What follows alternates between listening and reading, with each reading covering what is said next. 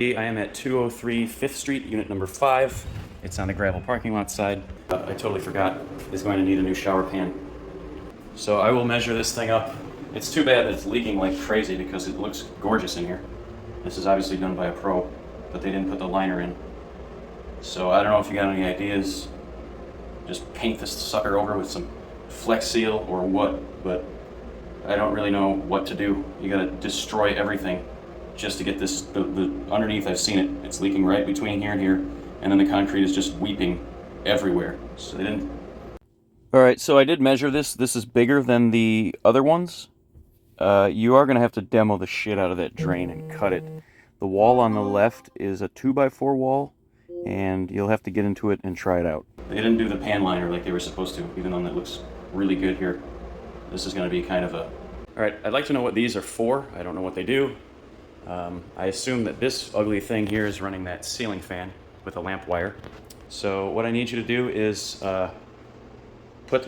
here's I got all this external wire mount shit, cable hider. So put an external box there, use this nice straight shit, use a level, and put this in a straight line. Here, put this in a straight line, maybe straight off the outlet, and then it's all eggshell, high-hide white, the same paint I always use. So external box, straight line, external box, straight line, right up into the ceiling. Then that should control that. That's the intent, so don't start working on it until we know what everything controls.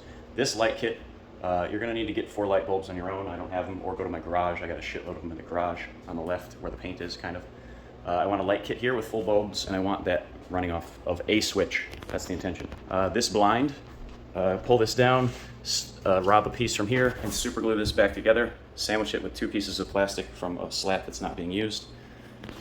Over here, I want to use this surface mount wire stuff.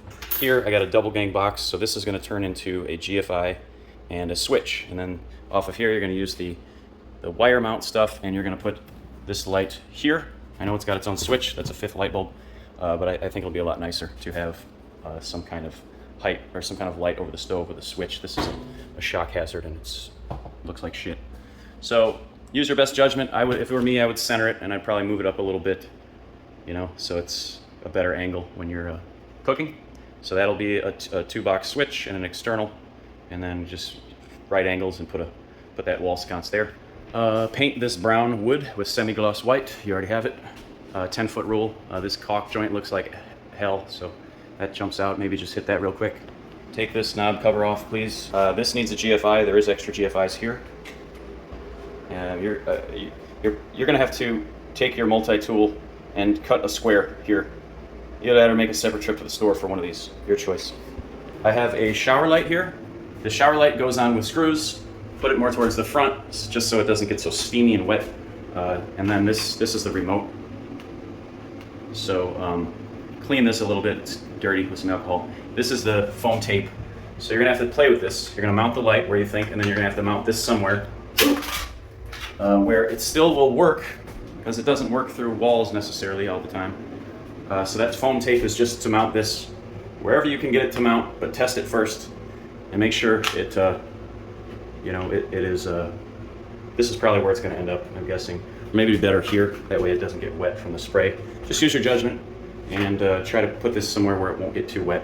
I'd rather have it out here, but I don't know if it's gonna reach in there. Anyway, you get the idea. Okay, I'm using this unit as my storage. Now, here's the shower pan that I described in the other video. Here's here's the drain fitting that I described in the other video. I've got 1.5 to 2 inch PVC fern coats, a lot easier than gluing and easier to open up.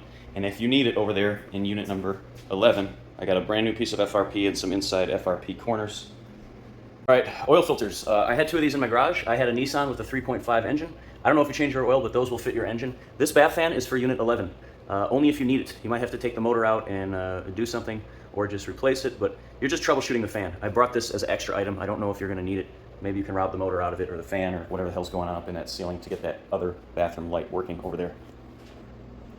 You're gonna have to operate this with a needle nose pliers. I have the knob, but I'm trying to measure it and buy a new one online because it's hard to find them. So this does work. Just use your needle nose until I get the knobs back.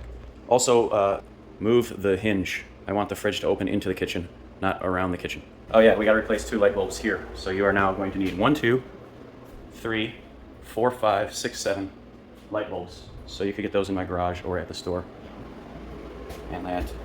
I also don't have any FRP adhesive. I didn't grab that. I don't even know if you're going to need it. You won't really know until you get into that shower. Okay, so that's 203 5th Street, Unit 5. Now this also